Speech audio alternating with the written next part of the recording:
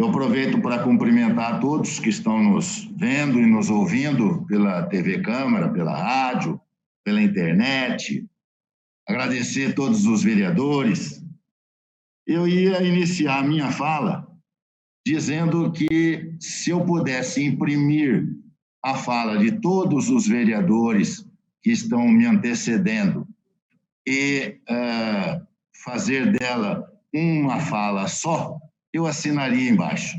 Concordo com quase todos, porque justamente o meu querido amigo Carlão do Gás agora mostrou para mim que continua usando aquele óculos de fundo azul que ele usava no governo do Rodrigo Agostinho.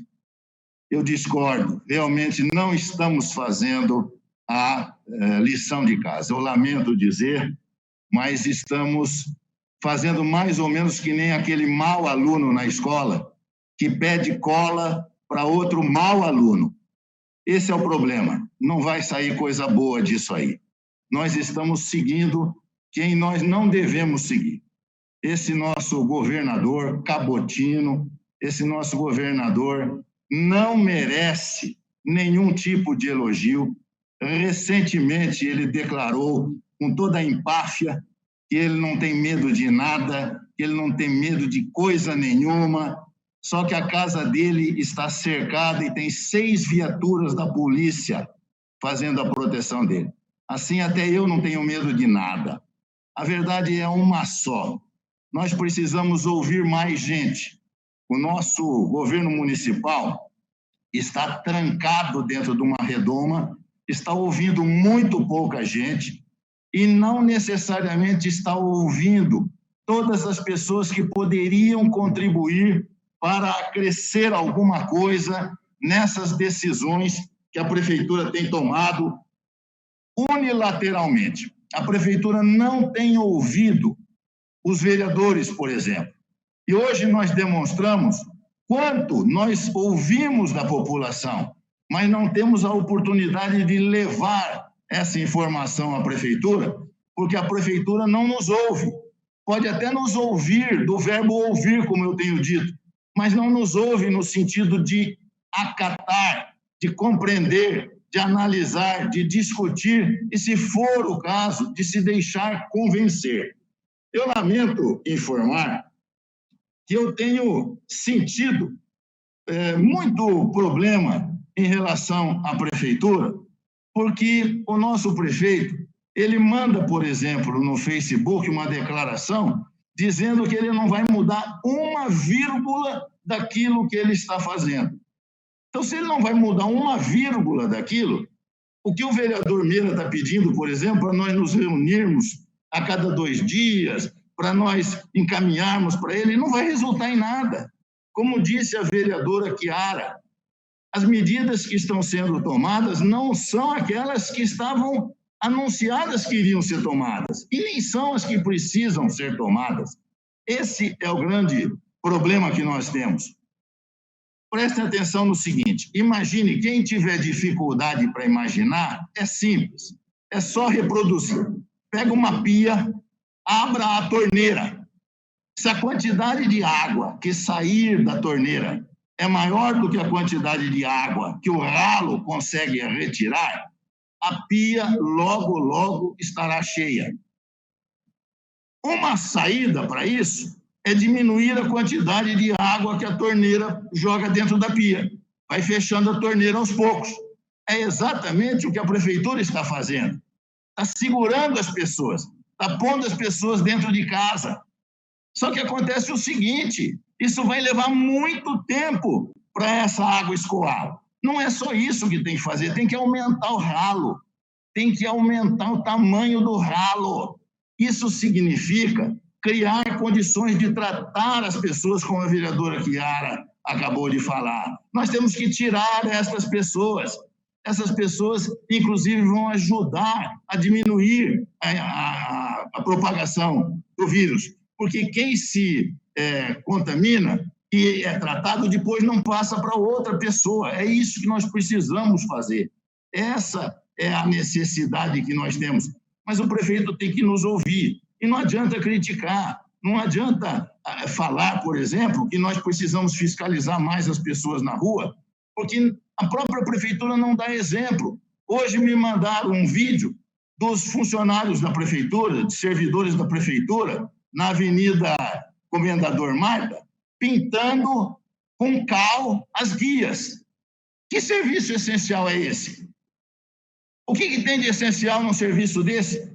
Se os servidores da prefeitura podem estar na rua pintando as guias, por que outras pessoas não podem estar trabalhando também?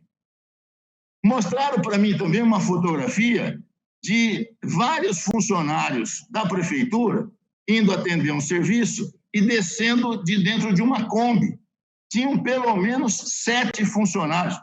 Qual era o distanciamento que existia entre essas pessoas dentro dessa Kombi? Nenhum.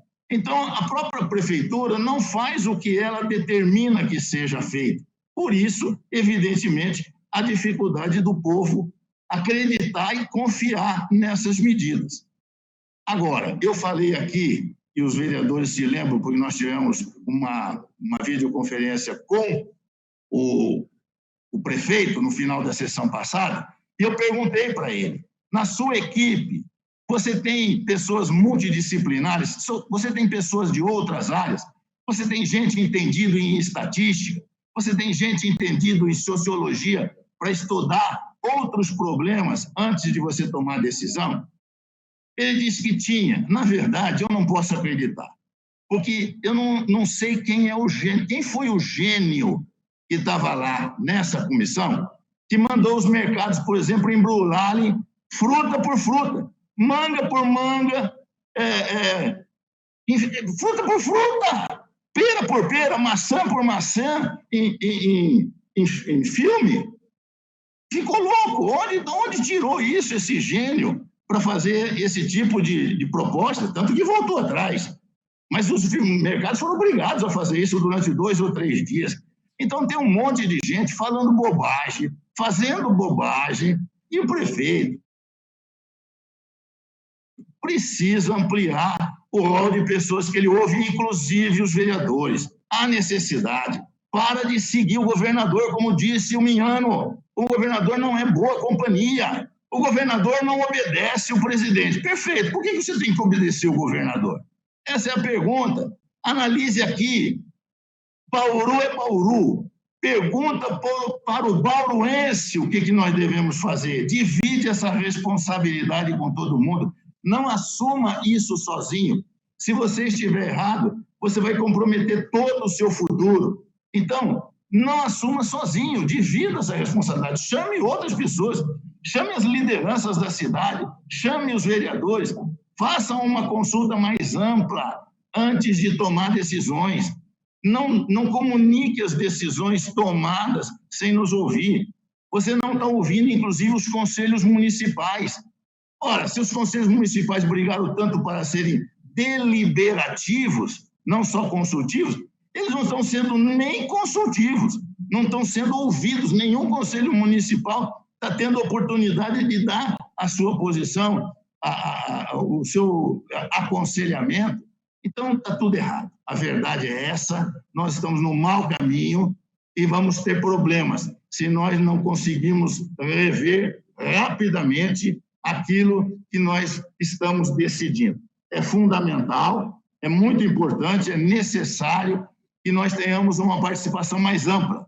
Nós temos que ouvir os sindicatos de patrões e os sindicatos de empregados. Nós temos que ouvir todos aqueles que lidam com o problema que está ocorrendo na situação da economia. É fundamental. A vida em Bauru tem que prosseguir depois desse período.